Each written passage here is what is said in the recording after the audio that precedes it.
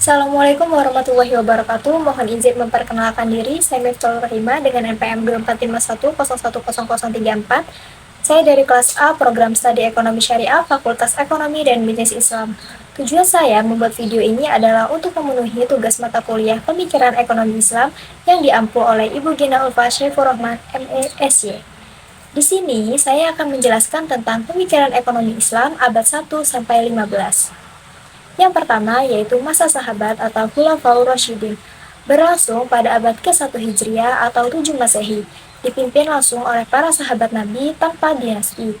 Fokus utama masa ini adalah pembangunan sistem keuangan Islam lewat zakat, khoroj, jizyah, dan baitul mal.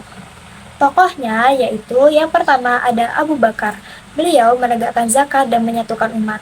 Yang kedua ada Umar bin Khattab, membangun sistem pajak dan administrasi negara. Yang ketiga ada Utsman bin Affan, mengembangkan perdagangan dan distribusi ekonomi. Yang terakhir yaitu ada Ali bin Abi Thalib, yaitu menekankan keadilan sosial dan amanah harta publik. Selanjutnya yaitu masa Bani Umayyah. Masa ini dari abad ke-1 sampai ke-2 Hijriah atau 7 sampai 8 Masehi, berpusat di Damaskus. Pemerintahannya mulai terstruktur dan ekonominya ini mulai berkembang pesat lewat perdagangan dan moneter. Tokohnya yaitu ada Abdul Malik bin Marwan.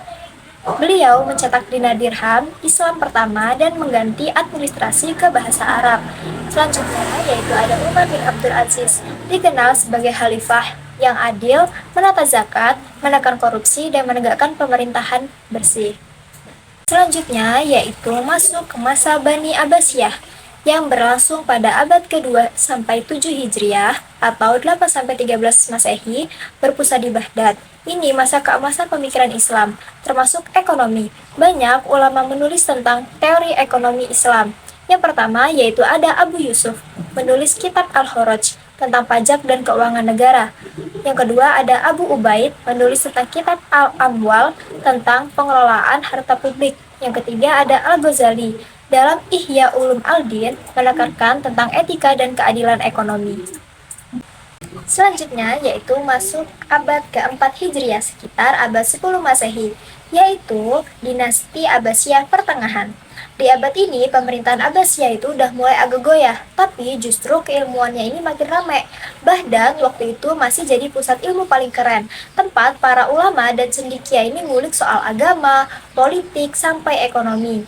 Salah satu tokoh penting di masa ini tuh ada Abu Al-Hasan Al-Mawardi. Beliau ini hidup di masa Khalifah Al-Qadir Billah dan dikenal pintar banget soal pemerintahan dan sistem keuangan Islam. Nah, lewat bukunya yaitu Al-Ahkam Al-Sultaniyah, Al-Mawardi ini ngebahas gimana sih cara ngatur negara ini biar adil dari urusan zakat, pajak tanah atau khoroj sampai tanggung jawab penguasa ke rakyatnya. Intinya, beliau ini ngajarin bahwa ekonomi Islam itu nggak lepas dari nilai keadilan dan amanah. Selanjutnya masuk ke abad ke-5 sampai 6 Hijriah, sekitar abad 11 sampai 12 Masehi, dan merupakan dinasti Abbasiyah akhir dan Seljuk. Waktu itu, kekuasaan politik Abbasiyah ini udah mulai melemah dan mulai banyak dipegang sama dinasti Seljuk. Tapi, justru dunia pendidikan dan ilmu ini makin berkembang, apalagi di kota-kota besar.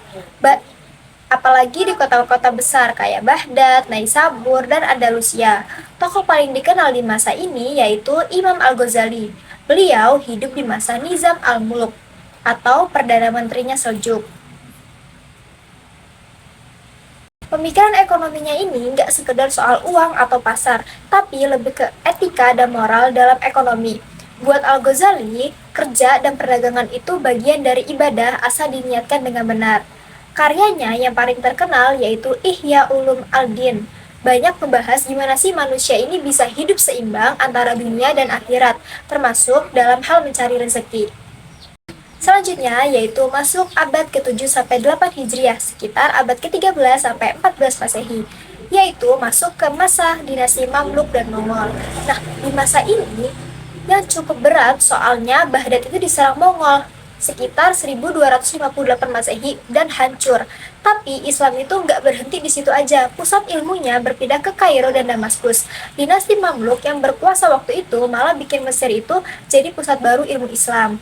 Nah, di masa ini muncullah dua tokoh besar, yaitu ada Ibnu Taimiyah dan muridnya yaitu Ibnu Qayyim al-Jauziyah.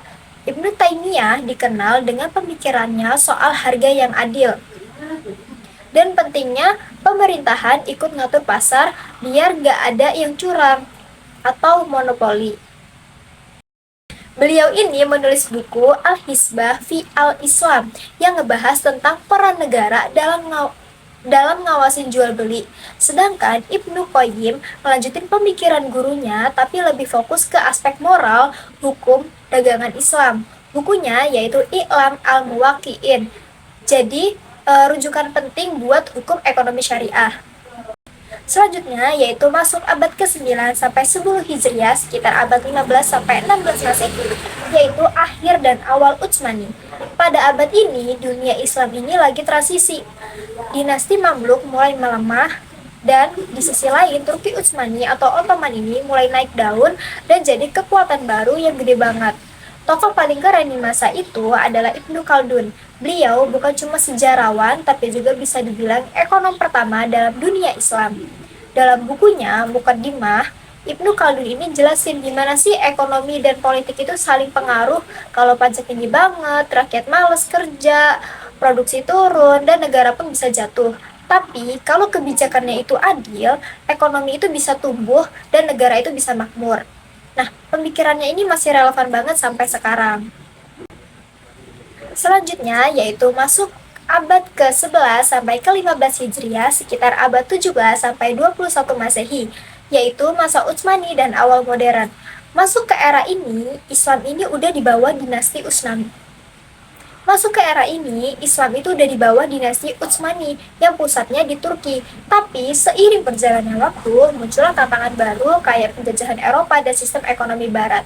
Di masa ini muncul tokoh-tokoh pembaharu yang pengen ngembaliin semangat Islam tapi tetap relevan sama zaman modern. Contohnya kayak Syah Waliullah Ad-Dahlawi dari India yang nulis Hujjatullah Al-Balighah. Beliau ini banyak ngomongin soal keadilan sosial dan pemerataan harta biar nggak cuma dikuasai orang kaya aja. Lalu ada Muhammad Abdul Ar-Rasyid Ridho di Mesir yang hidup di akhir masa Utsmani. Mereka berdua ini ngajak umat Islam buat bangkit lagi lewat pendidikan dan reformasi sistem keuangan biar bebas dari riba. Lewat tafsir Al-Manar, mereka ngenalin pemikiran modern tapi tetap berdasarkan nilai-nilai Islam.